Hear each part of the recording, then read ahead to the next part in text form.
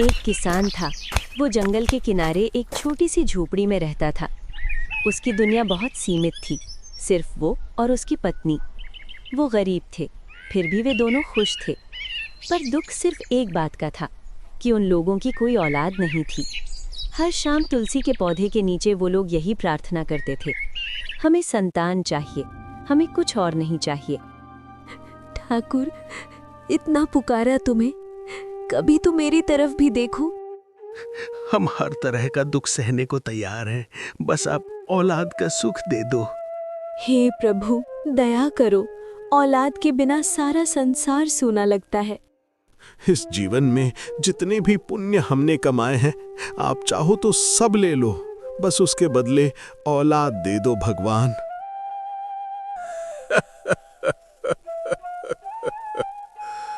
अरे रे, वे लोग बहुत दुखी हैं। जाकर मैं उन लोगों के मन की इच्छा पूरी करता हूं।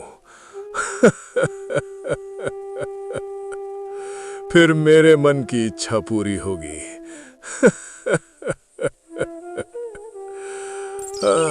सुंदर एक कन्या रूप की जो रानी हो, इस घर में जो जन्म लेगी, वसी से मैं शादी करूंगा।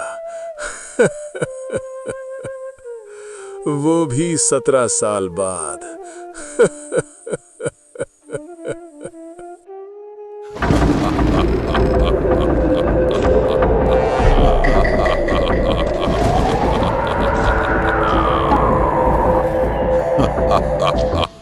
अरे ये क्या हो रहा है?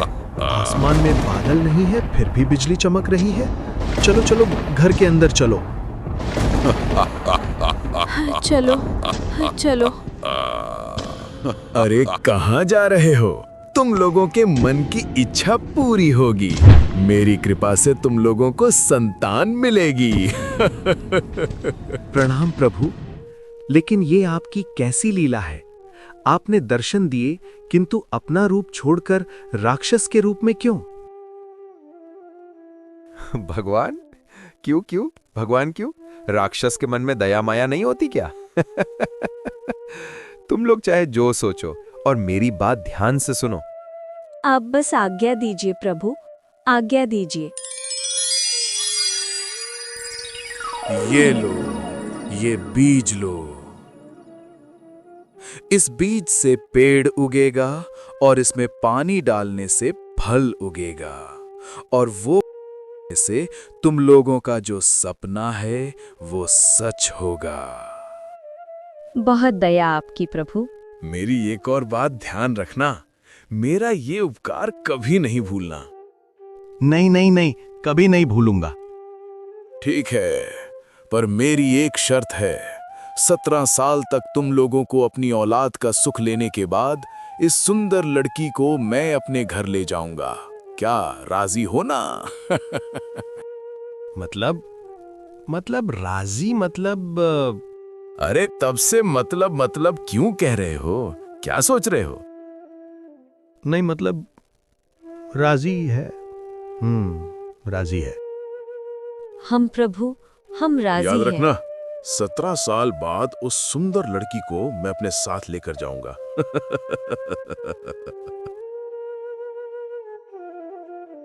लड़की पैदा होती है तो विदा तो करनी ही पड़ती है, बोलो। हाँ, लेकिन वो शादी करके विदा करते हैं, हमेशा के लिए नहीं। और जो लोग अपनी स्वार्थ के लिए दूसरे की मदद करता है, वो कभी भगवान नहीं हो सकता है। अरे क्या बोल रहे हो आप? ठीक ही बोल रहा हूं। जो अभी आया था वो सच में राक्षस ही था। सच में, चाहे कुछ भी हो, हमें औलाद तो मिलेगी, बोलिए। औलाद ना होने का दर्द फिर भी सह लिया था मैंने, पर प्रेम के बंधन से जुड़ जाने के बाद अपनी बेटी से बिछुड़ जाना, क्या मैं ये सह पाऊंगा? नहीं, तब की बात तब सोचेंगे। सुनिए, कुछ ना कुछ तरीका ढूंढना ही पड़ेगा। देखना, एक दिन भगवान इससे हमारी रक्षा करेंगे। ऐसा ही हो प्रभु, ऐसा ही हो। हाँ चलो, अब सो जाओ, कल सुबह उठकर बीज भी बोना है।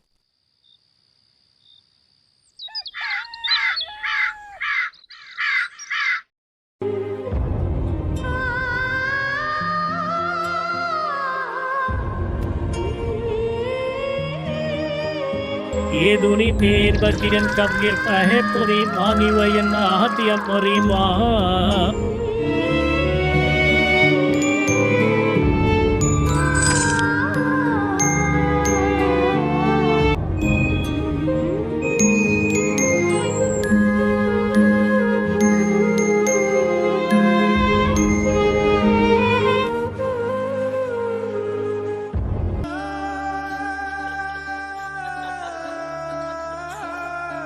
वाह वाह, कितनी प्यारी बच्ची है। क्या नाम रखें इसका? मुझे लगता है इसका जन्म आम पेड़ के फल से हुआ है, तो इसका नाम आम्रपाली रख लें क्या? वाह वाह वाह, बहुत अच्छा आम्रपाली। ये हमारी आम्रपाली राजकुमारी है। खुश हूँ मैं इतना कि क्या कहूँ, आज मिला है जीवन का धन मुझे। मेरे जीवन का सबसे प्यारा पल। ला ला ला, जीवन की धूप सुख का साया, आज मेरे घर नहा फरिश।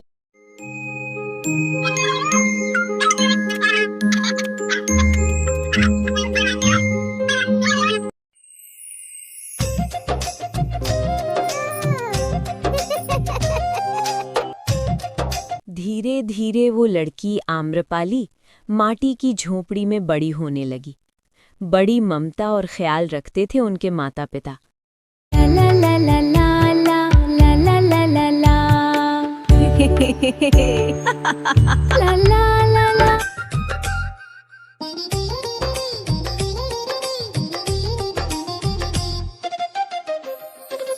एक एक करके दिन बीतते गए और कई साल बीत गए। अब आम्रपाली 17 साल की होने वाली थी। अब क्या होगा?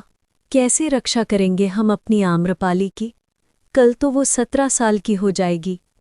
हाँ, वही तो सोच रहा हूं, पर कुछ समझ में नहीं आ रहा है।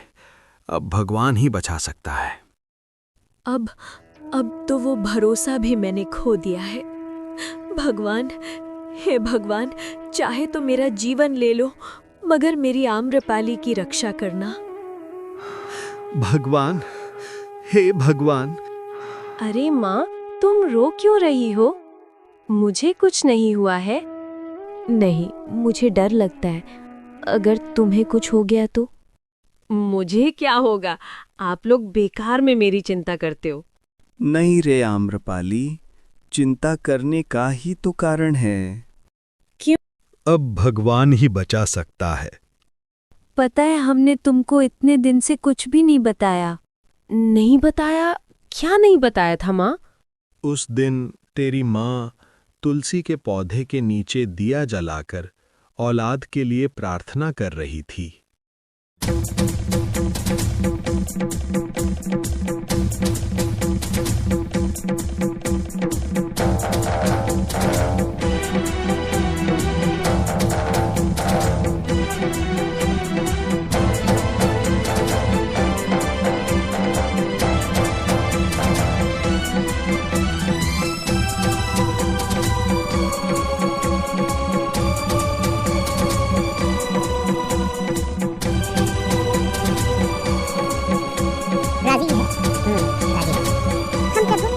रखना, 17 साल बाद उस सुंदर लड़की को मैं अपने साथ लेकर जाऊंगा।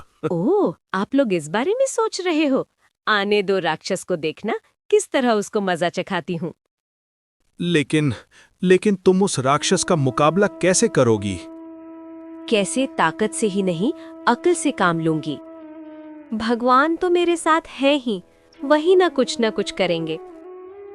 हे भगवान, मदद करो, कुछ तो उपाय बताओ। माँ और बाबा का दुख मुझसे अब देख नहीं जाता। भगवान, मेरी रक्षा करना भगवान।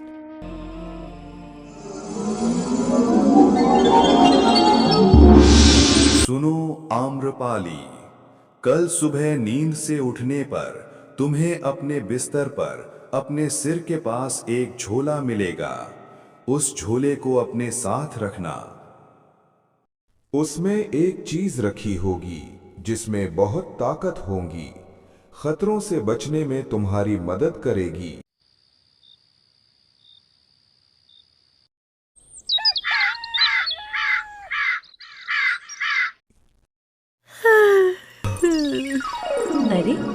ये तो वही झोली है जो मेरी रक्षा करके माँ बाबा के दुखों को कम करेगी। माँ, माँ, ये देखो माँ, माँ। कल तुमको बताया था ना, देखो ये वही झोली है।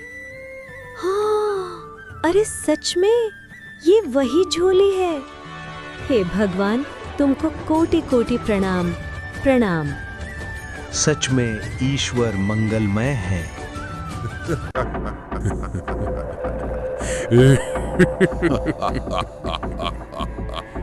जा बेटी, जा बेटी, घर में तू घुस जा, तू घर जा, राक्षस आ रहा है, तू छुप जा।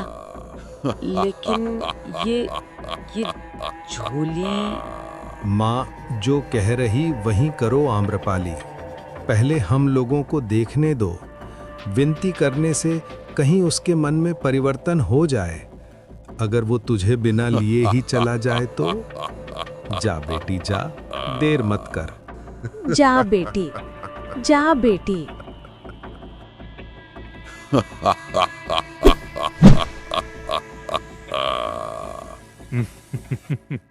अभी वो अपना वादा पूरा करो। कहाँ है वो खूबसूरत लड़की? दया करो, दया करो, वापस ले लो वो शर्त वापस। नहीं नहीं, वापस ले लो। बिल्कुल नहीं, बिल्कुल नहीं। ये कैसे हो सकता है? बिल्कुल नहीं हो सकता है। अगर तुम चाहते हो तो हम दोनों के प्राण ले लो, मगर आम्रपाली को छोड़ दो। वाह वाह वाह वाह, बहुत अच्छा नाम रखा है रे। कहाँ है, कितनी सुंदर है। एक बार हमें भी तो देखने दे। नहीं, तुम उसके बारे में भूल जाओ। तुम लोग अपना वादा भूल सकते हो, लेकिन मैं आम्रपाली को नहीं भूला हूं और ना ही कभी भूलूंगा। ठीक है, तुम यहाँ पर प्रतीक्षा करो, मैं आम्रपाली को बुलाकर लाता हूँ। जाओ, जल्दी जाओ, मुझे देर पसंद नहीं है। और हाँ सुनो, ये याद रखना, कोई भी चालाकी नहीं करना।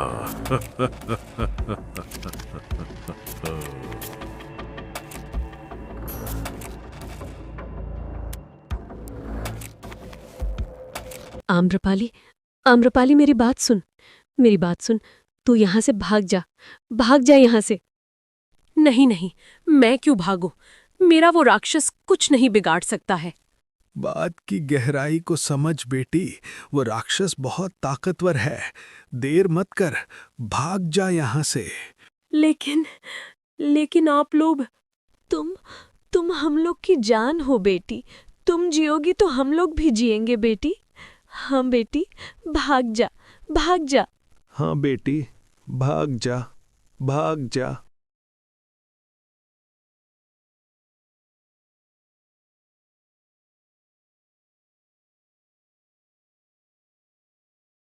क्या हुआ?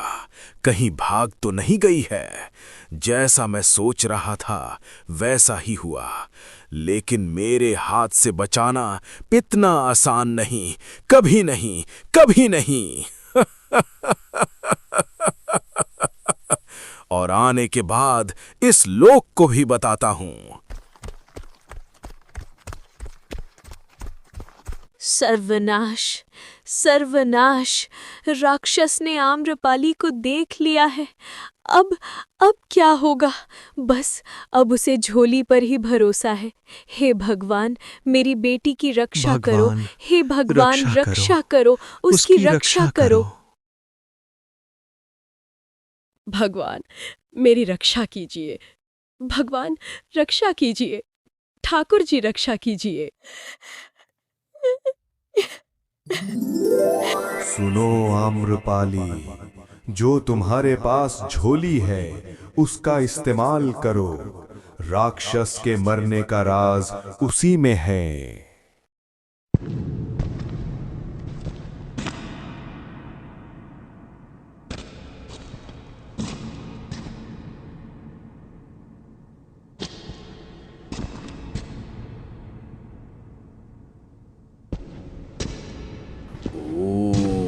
तुम यहाँ हो, ये पत्थर की मूर्तें तुम्हारी रक्षा करेंगी, तुम ये सोच रही हो।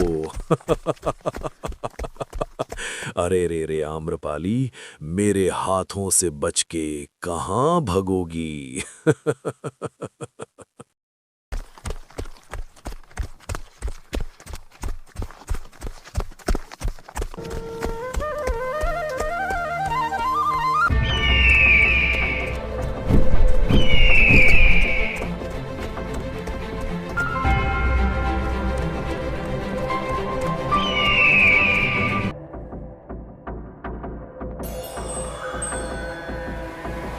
ये क्या?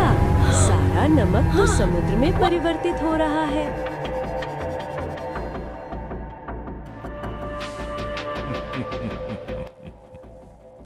समंदर मुझे नहीं रोक सकता, तुम मुझसे बच के नहीं जा सकती।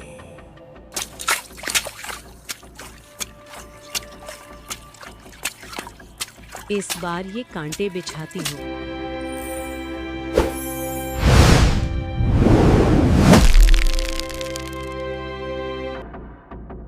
कांटे का जंगल। मेरे सड़क के कांटे, मैं अपने मार्ग से तुझे हटा दूंगा।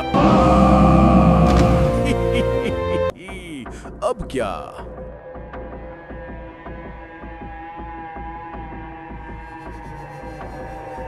अब ये तना के बीज फेंकती हूँ। ये जादुई बीज अब तुम्हें यहीं रोक देंगे। मुझे कोई नहीं रोक सकता, मैं इन बेलों को तोड़ दूंगा। समुद्र से नहीं हुआ, कांटों के जंगल से नहीं हुआ। मैं अजय हूँ।